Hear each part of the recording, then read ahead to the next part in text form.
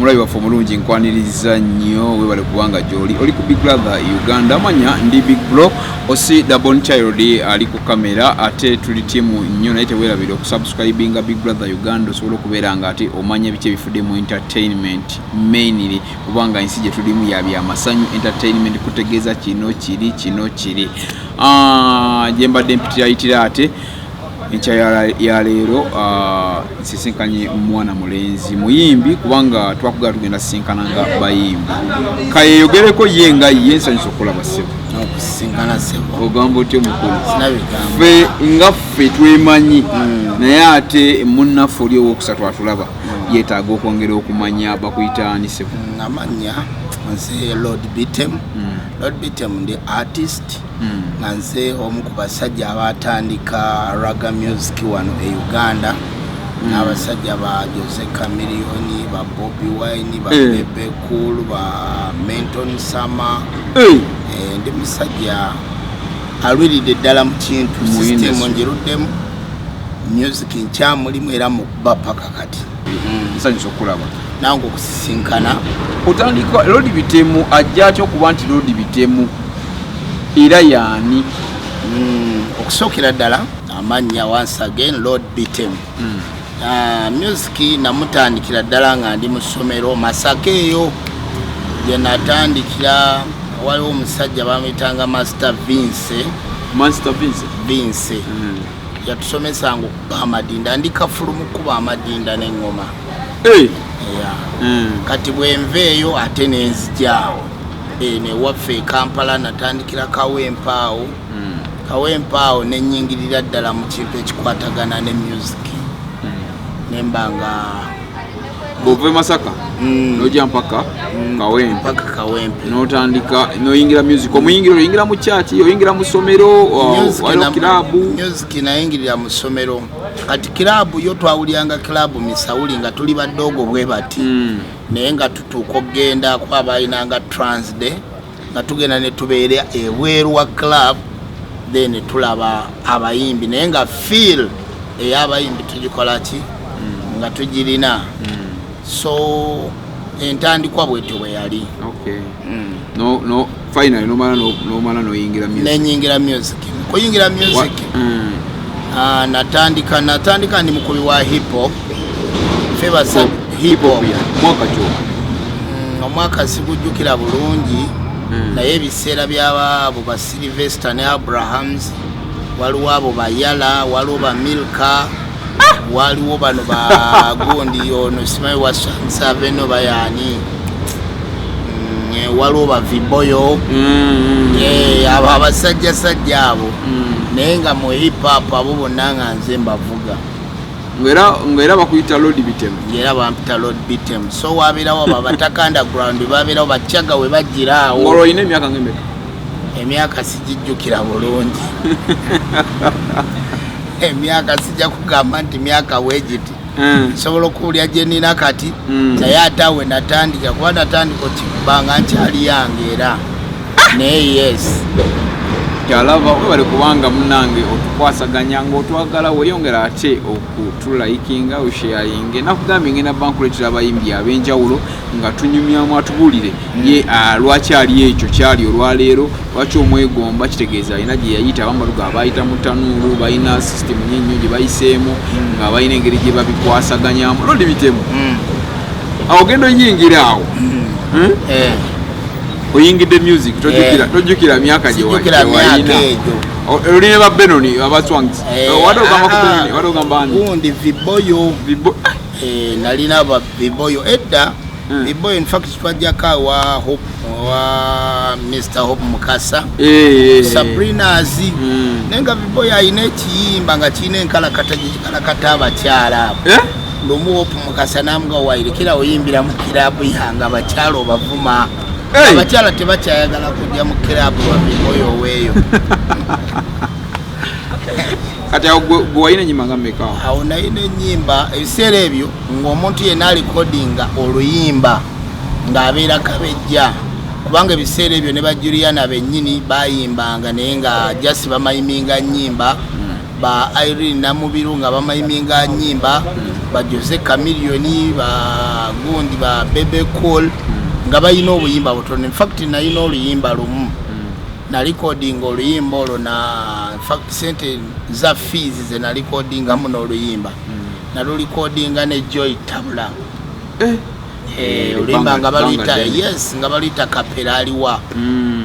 nga ndi musajja wa tabu yali studio che ya Joy Tabula oba yagiyitanga ni nenze na recording ne Joy Tabula oyo okay nakubanga waliwo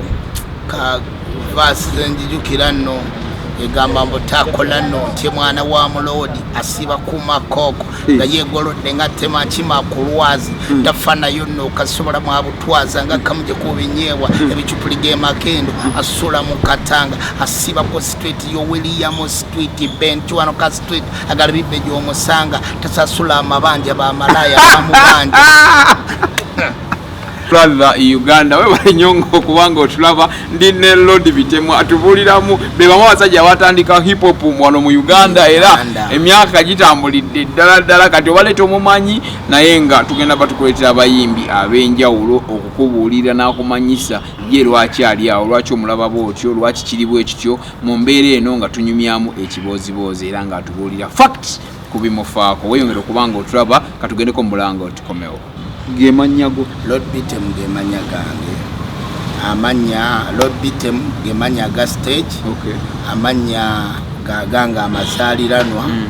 ompita Mutebi Ramadan ndi musajja mulangira bamuseka bakakagulu tebo chwereke yeseka bako wa 20 omusajja mulangira kituufu oli ku Big Brother Uganda ndino omukulu gwe bayita Lord BITEM musajja muyimbi bwe bamu kubatandikawo industry eno oba abamu kuba at least ba pioneer bwe tuyinza okukiyita olw'ensonga nti baali bangi nnyo rights of Eri Wamala bagenzi Kafeero abalala bangi nnyo abatugenzeeko naye nga waliwo enkolagana eyo nti yajja mu system ba Chameleon ba Bobi Wine ba Ragadi ba Bebe Cool abantu awo bagirira ba Mentoni Sama Emplorando bonango olina baabo nga mwoli mu system ngo balitola bikanyate tutandise okulya music windows last year kubanga atandika okugamba ne Lord BITEM obale oyimba noleka bulesaawo oba anyway badde nyimba bwe nyimba ate nenkwasaganyako ebintu ebirala okay ngezaako okuyimba bwe mala okuyimba nenkola businesses zange bwe mala okuva mu businesses zange ndi musajja anyumirwa ennyo ebyobufuzi nabyo mbigenda mu part time kwegamba ndi musajja hustling buli konna akaba kampise maaso nga ndaba kalimu omukisa okusobola okusika ekigulira amagala eddiba oli munnabyabufuzi kiyingiramu yes ndi weesimbyewo nesimbawoko ewaffe nga kansala LT3 engeri era gye nali nga sikiwa nnyo budde nnyo naye nga akalulu bakalya bandya kitegeeza bwe tuba tugenzeeko side emu eya politics omulabi waffe osobola okubaako n'engeri gy'omutangaaza mu kirungi nnyo oli mu music naye abayimbi kiki ekisinza obbaleeta okubanga mwenyigira mu byobufuzi anyway abayimbi kwanze naliyo dda naye bano abazze ku luno ekisinze kwegamba balaba ensi ekula ekintu ekisooka ensi ekula ate n'abantu luli ebadde tekula kuba ne luli babaddewo naye nga abayimbi tebaliimu babadde tebannaba kubuuka nti era ebadde ekula babadde tebannaba kukibuuka nti politics atambulira wamu ne music ate era ekirala abayimbi bategeere bakategeera nti bo balina obuvunaanyizibwa okusobola okuweereza abantu be babadde bayimbira n'okubaweereza kubanga abantu abo boolaba bajja ne batusasulira ssente okutulaba nate omuyimbi talina waddiza ku bantu be olwaleero omuyimbi bw'ajjanga politician bw'agenda mu byobufuzi abaddiza aba asobola okuddiza abantu be atya kuba aba alina emirimu gy'asobola okukola ekisobola okuvaamu akasente nga kayamba omuntu wa wansi singa abayingidde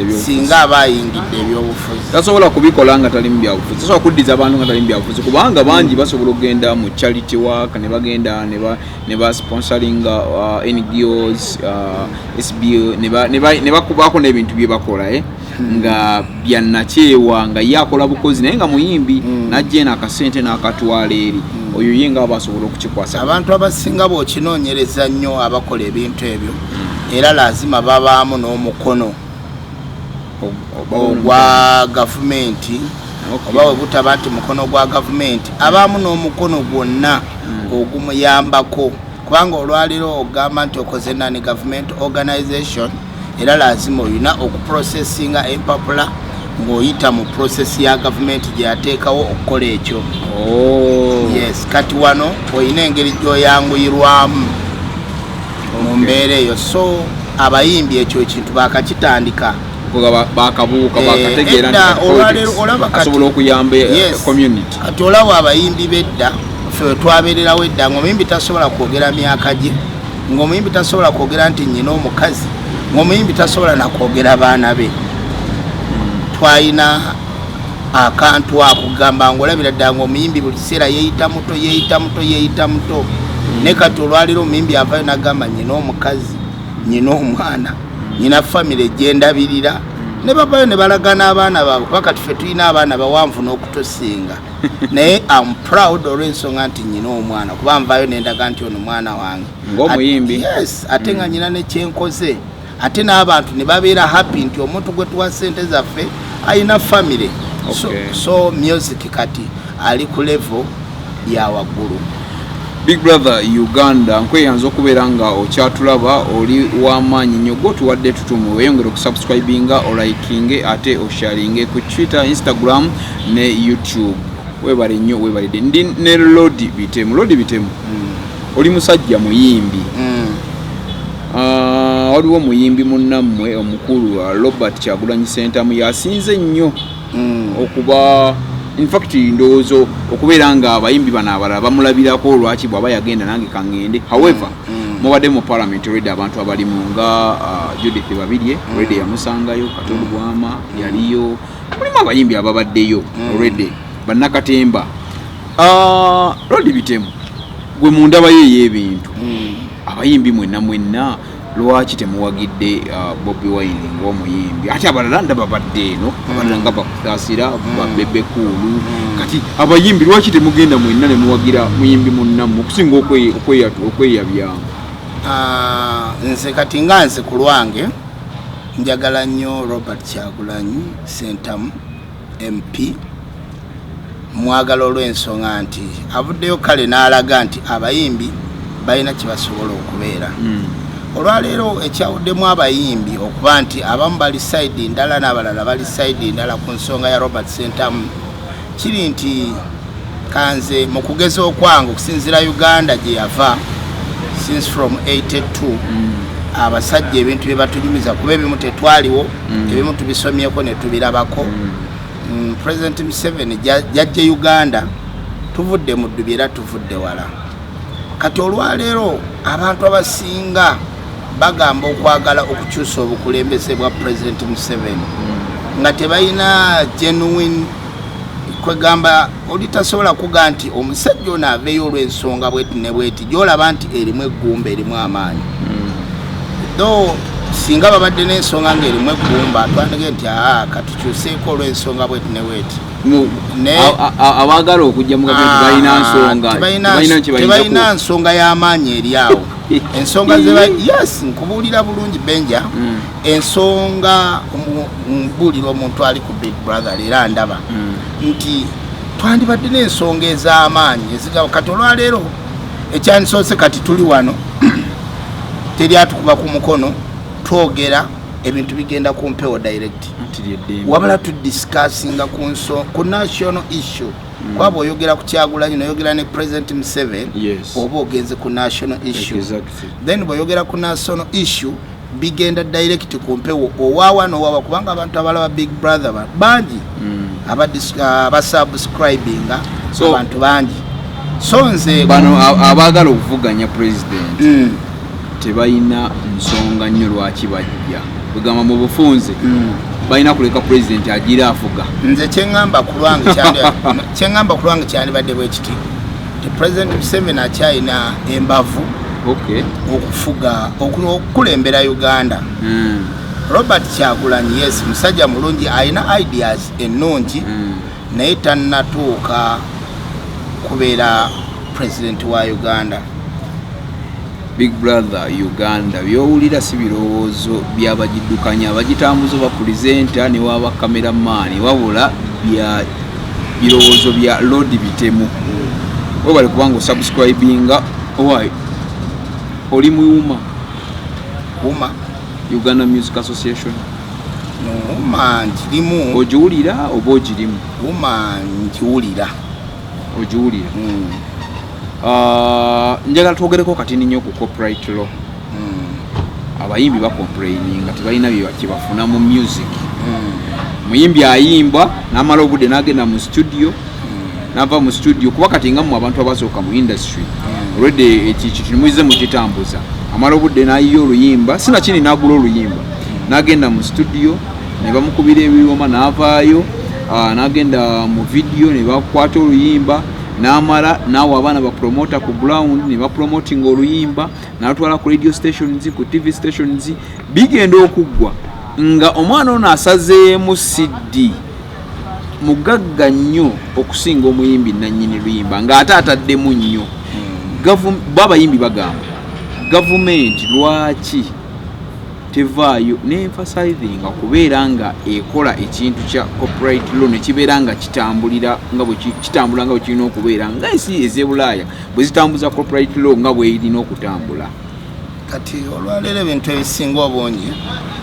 mu Uganda omuntu okuyimba tebagenda mu ssomero ne basoma kuyimba. Omuntu ava buvi from nowhere, mulimu abalina talent, mulimu training of trainees n'afuka omuyimbi n'ayimba. Olwaleero ekintu kya copyright law kyandibadde kituyamba naye kifevalinga nnyo omuyimbi eyasookawo ali waggulu. Abayimbi bano abali wansi balina engeri ekintu ekyo gye kibasosolamu bo nga bo. Copyright law yandikoze wano e Uganda yandibadde nnungi naye ate bo bennyini ba artist abanene abasinga be balemesa ensonga ey'okutambula. Bagiremesa batya nga si gavumenti eno kubanga babayimbi tebali part of government. Anti abayimbi tebali part of government. Ekitwala just bo bannansi. Abayimbi bannansi naye bwe baba bannansi bonna baba product ya government. Olw'ensonga abayimbi be bateeseza ku kikwatagana ne copyright law. So government nga government tesobola kuteesa ku tteeka eryo nga tefunye bayimbi abo kubabuuza mwagala ekintu kino kitambule kitya. Wabula obuzibu buliwo nti abantu abali mu music industry abandi badde nga ba leaders mu kintu ekyo bakiryamu buli instead ogamba nti katukole ki katuteekewo etteeka lino lisobole okuba nti litugavaninga buli muntu asobole okukola ki okufunamu. Bo bennyini gavumenti egenda n'esoberwa ono agigamba kirala nono n'agigamba kirala. So abayimbi bo bennyini nga ffe tutannaba kutuula wamu gamba nti ambutufu twetaaga kino copyright law ketambule bweti tusobole okufunamu. Kati nyinza okugamba olwaleero abayimbi abali mu Uganda sinza kugamba nti waliwo ku ba leaders ababayimbi asobola okuga nti tuli namba bweti tebamanyi. Kati bo omuntu gwe babalanga omuyimbi e Uganda babala ba stars abayiseemu waggulu bano abato teri abamanyi era teri abalaba bahasolinga bokka okutuuka ku top. Kali n'ogenda okwesanga nga n'ekintu kye baagala okukola tekisobola kuvaayo. So balina kwegatta kumanya ne balonda oli owa wansi atandika obutandisi atanayitamu bonna ne bamanya enamba okuva wansi ne tumanya omuyimbi yaani ne tubaako nti tuyina identification cards eziraga nti ono muyimbi kweganga tuliko ebintu ebiraga oli ne bwaba nga yakatandika ne tugamba kati ng'olwaleero nti abayimbi tugenda tukole ku exercise tugenda kubeera ggulu tugenda kubawa abantu ebintu nga bwe bityo ebigatta omuyimbi atandika obutandisi n'omuyimbi aliwo olwaleero. Oli ku Big Brother Uganda weyongera okusubscribinga ndi n'omukulu amanyiddwa nga Lord BITEM. nga tumaliriza Lord BITEM mwaka 2020 Lord BITEM ayinayo akapya katuwa nyimba kye ziri mu saturation kiki kye tuba tukusuubiramu oba music okola lw'oyagadde gwe toli nnyo ku pressure ya music nti wabula abawagizi bo nti ogira n'obasuulamu ogira n'ogamba akabalindemukko kagamba 220 mugumu ono 220 mugumu 220 nyina album gyenkola album ya reggae lulimbadde nkuba raga style naye kati nasazeewo ne ngamba kanconcentratingemu nkube reggae so ngenda kukola album ya nyimba 8 nga reggae era abawagizi bange babadde bademandinga music kubanga ebiseera ebisinga mbadde nkuba music n'entambula eno n'ensireri naye kati nagezezaako concentrating nga ndi mukola reggae album ya nyimba 8 enyimba nyazawedde okurecordingibwa weziri era in fact ngenda kutaako ku nyimba ezimu zitandike okubeeramu mu saturation ate nga omwaka ogwo gujja gugenda kubeera musibu nnyo olw'ensonga 220 mugumu politics agenda kubeera mungi tulonda mu gwakubiri ekyo nakyo nga tulonda nga tukimala yes naye nga at least olwaliro omuntu bw'ofulumya oluyimba mu mwaka guno luyinza okukolera 220 naye nga abantu bagenda kuba bafokasinga nnyo ku kintu kya politics. Okay. So kati ogambye olina album ya nyimba 8 ogenda kugita mwaka guno oba mwaka gujja? Mbadde mu mwaka guno nsobola okutaaka ennyimba 4 omwaka ogujja kwange sinaba na kulonkinga njagala okukola lonki yange nensuubira bwe nayogerako ne management yange nyina management ate nga y'amaanyi njagala ekifo nga kinene ekyamaanyi kubanza abawagizi bange mbayina then balabe kye tusobola okukola era nja kubanga abantu mbategeeza nga mpita ku mukutu gwa Big Brother Uganda ndine Lord BITEM bwati amaliriza kugamba nti nno mbutuufu agenda kweteekateeka ayina management egenda mukola agenda kukola ekivulu mu bufunzi ogenda kukola ekivulu